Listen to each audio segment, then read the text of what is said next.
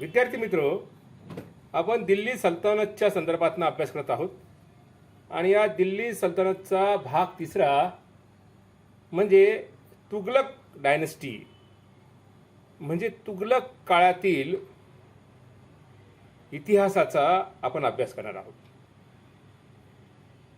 तुगलक वंशाच्या इतिहासाचा अभ्यास करत असताना आपण सर्वप्रथम हे जाणून घेतो की तुगलक वंशाची जी स्थापना झालेली आहे ती इसवी सन 1320 च्या काळामध्ये झाली. आणि या तुगलक वंशाचा सर्वात प्रथम जो राजा होता त्याचं नाव होतं घियासुद्दीन तुगलक. आता घियासुद्दीन तुगलक हा मूळचा कोण होता, कुठनं आला, त्याचे आईवडील कोण होते, या संदर्भानं माहिती घेत असताना आपल्याला असं लक्षात येतं की याचे वडील एक तुर्क गुलाम होते. हे मूळचे खुरासानातील एका ट्राईब कम्युनिटीचे भाग आहेत, म्हणजे भटक्या जमातीचे ज्याला आपण म्हणू. तुर्कचाच एक तो भाग आहे असं म्हणलं तरी आपल्याला काही वावगं ठरणार नाही, किंवा ते तुर्काचाच भाग आहे. खुरासान इथल्या एका भटका जमातीच्या तुर्कचा तो भाग आहे.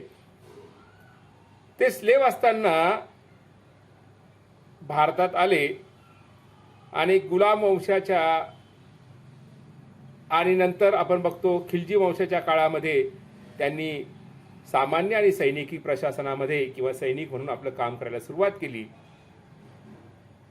तर हा जो गुलाम होता, तुर्कीस गुलाम, यांचं लग्न हे मखदूम जहान नावाच्या एका राजपूत स्त्रीसोबत झालं, जी कन्व्हर्टेड मुस्लिम झालेली होती. आणि या मखदूम जहान आणि तुर्क पिता याचं हे अपत्य म्हणजे घियासुद्दीन तुगलक. म्हणून यांच्या वंशाला केरोला वंश सुद्धा असं म्हणलं जातं इतिहासामध्ये, की मिक्सअप वंश, म्हणजे तुर्क मिक्स राजपूत अशा प्रकारचा हा मिक्सअप वंश असल्या कारणानं यांना असंही नाव दिलं जातं. आणि मूळतः ज्या वेळेला शेवटचा जो सुलतान आहे खिलजी घराण्याचा, त्या शेवटच्या सुलतानाची म्हणजे आपण खिलजी खुसरो खान याची कुतुब खिलजीची हत्या झाली, खून झाला. आणि नंतर खुसरो खान नावाच्या त्याच्या एका अधिकाऱ्याने एका मागणं एक अशा अनेक खिलजी जे त्या राज्याचे किंवा त्या भागाचे सक्सेसर होऊ शकत होते, किंवा त्याला आपण म्हणू की ज्याला आपण त्यांचे उत्तराधिकारी होऊ शकत होते, अशा सगळ्या उत्तराधिकाऱ्यांचा त्याने नायनाट केला.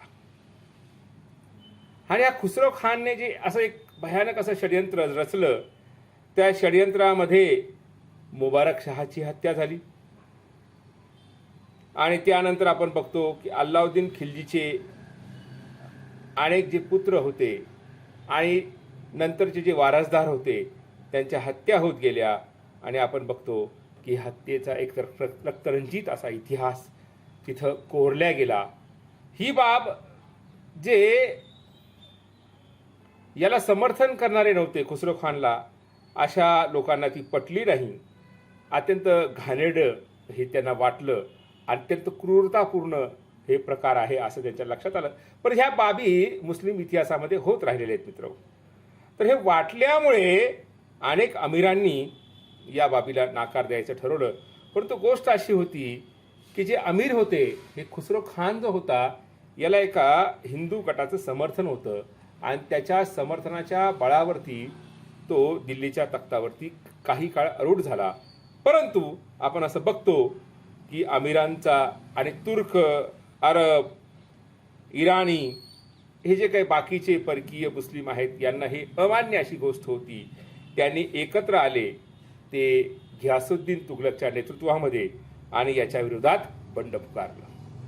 आणि हे बंड पुकारल्यानंतर आपण बघतो की सरस्वती सिरसा ह्या भागामध्ये या खुसरो खान आणि घियासुद्दीनच्या नेतृत्वामध्ये असणाऱ्या सैनिकांमध्ये लढाई झाली आणि या लढाईमध्ये एकपणे निर्णायक असा पराजय या खुसरो खानचा झाला। याबद्दल अमीर खुसरो जो तुघलकनामा नावाचा ग्रंथ प्रकाशित आहे त्यामध्ये सांगतो की एक करारी अशी हार झाली खुसरो खानची आणि या हारीनंतर या पराभवानंतर खुसरो खानच्या पराभवानंतर 1320 मध्ये आपण असं बघतो की घियासुद्दीन तुघलक हा तिथला बादशाह झाला। आणि बादशाह झाल्यानंतर त्यांनी मोहम्मद बिन तुघलक आणि बाकीच्यांच्या नेतृत्वामध्ये भारतातल्या दक्षिण उत्तर अशा सगळ्या भागामध्ये आपलं राज्य प्रस्थापित करण्याला सुरुवात केली आणि कर प्राप्त करायला सुरुवात केली। जे बंडखोर राजे त्याच्यामध्ये वरंगळचा राजा असेल, मलबारचा राजा असेल किंवा दक्षिण भारतातले जे वेगवेगळे राजे असतील, राजपुतांमधले काही राजे असतील, यांनी स्वतःला स्वतंत्र घोषित केलं आणि कर देण्यास मनाई केली। अशावरती त्यांनी परत लगाम कसण्याचं काम त्यांनी केलं।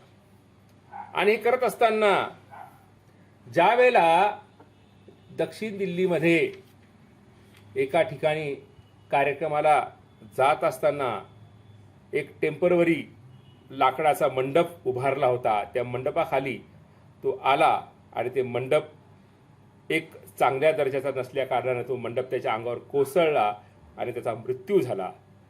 या मृत्यूसाठी मोहम्मद बिन तुघलकांना जबाबदार धरण्यात येतं की स्वतःच्या मुलानेच त्यांची हत्या केली आणि स्वतः तो राज्य प्राप्त केलं, अशा प्रकारची इतिहासामध्ये नोंद आहे।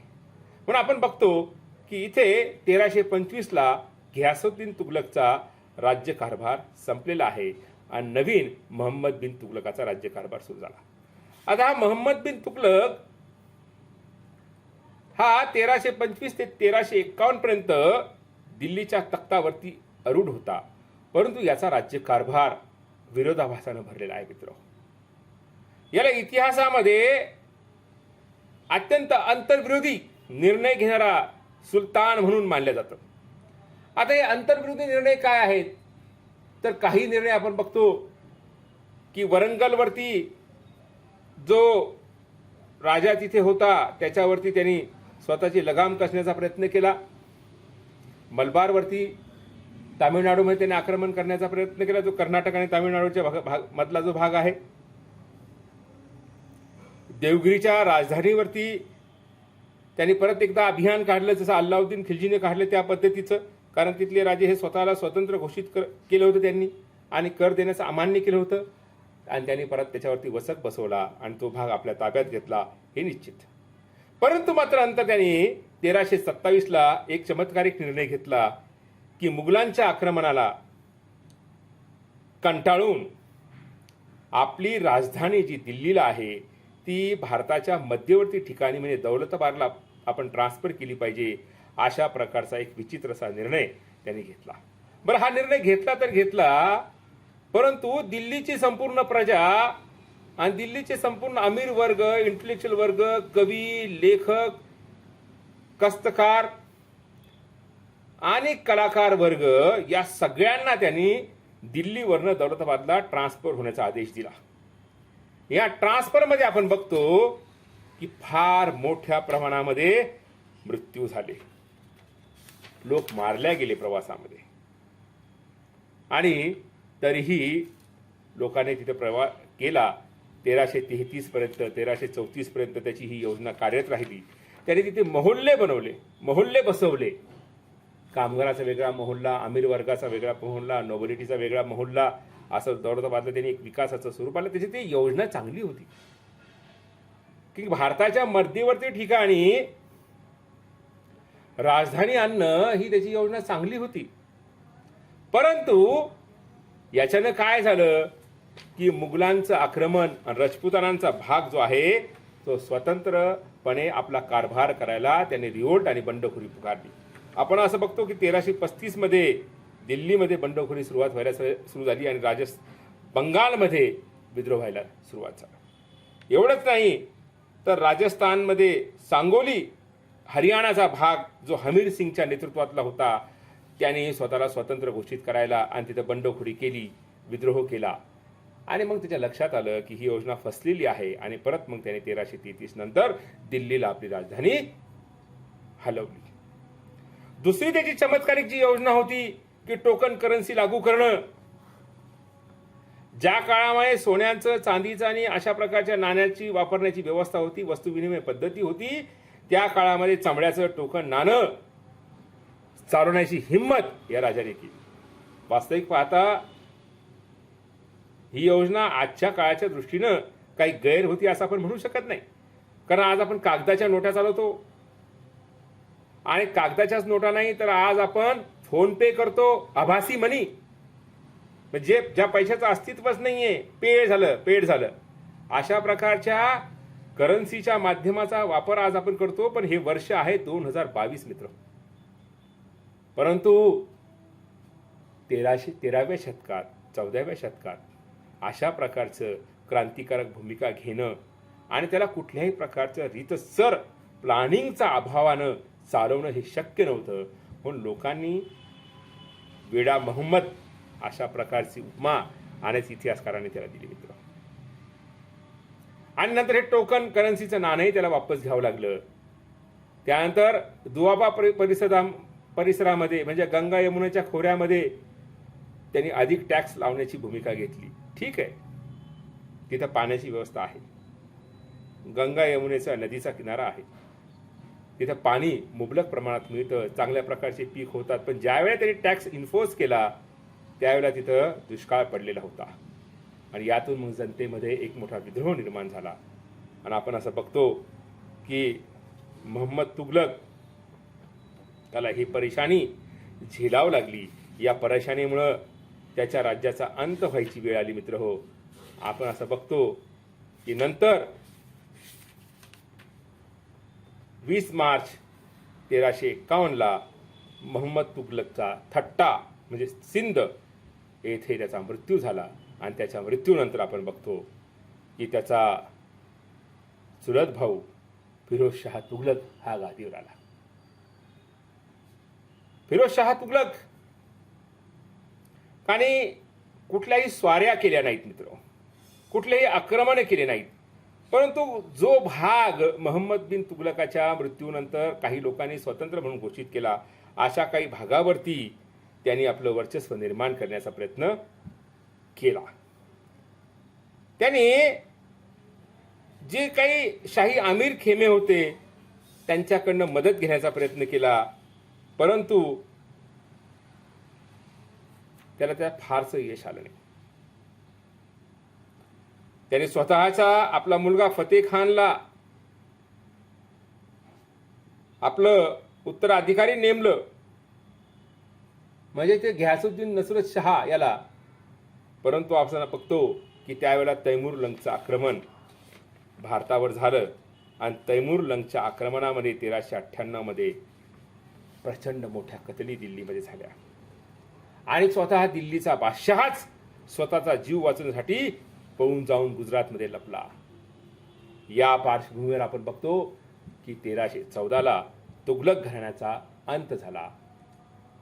हे बघा, ज्या पद्धतीनं मी तुमच्यासमोर या विषयाची मांडणी केली, अत्यंत विशाल असं तुगलकांचं राज्य होतं. दिल्ली, राजपुताना आणि देवगिरीचा परिसर म्हणजे उत्तर ते दक्षिण भारतापर्यंत, बंगाल ते इकडं पश्चिम बंगालपर्यंत, ज्याला आपण म्हणतो बांगलादेशापर्यंत, आजच्या इथपर्यंत असं विशाल पसरलेलं हे राज्य होतं. परंतु त्यांच्या चुकीच्या धोरणामुळे आणि मोहम्मद बिन तुगलक आणि घियासुद्दीन तुगलक या कर्तबगार राजानंतर दुसरे काही कुठले कर्तबगार राज्य निर्माण न झाल्यामुळं हे राज्य लयास गेलं. आणि नंतर आपण बघतो की सय्यद वंशाची स्थापना दिल्लीच्या तख्तावरती झाली. मित्र हो, तुगलक वंशाच्या संदर्भातला जो काही अभ्यास तुमच्या समोर मी ठेवलेला आहे, जे काही लेक्चर तुमच्या समोर ठेवलेलं आहे, मला असं वाटतं हे तुम्हाला चांगल्या पद्धतीने लक्षात आलं असेल. हा व्हिडिओ अभ्यासा, याला शेअर करा आणि लाईक करा आणि या चॅनलला सबस्क्राईब करा मित्र हो.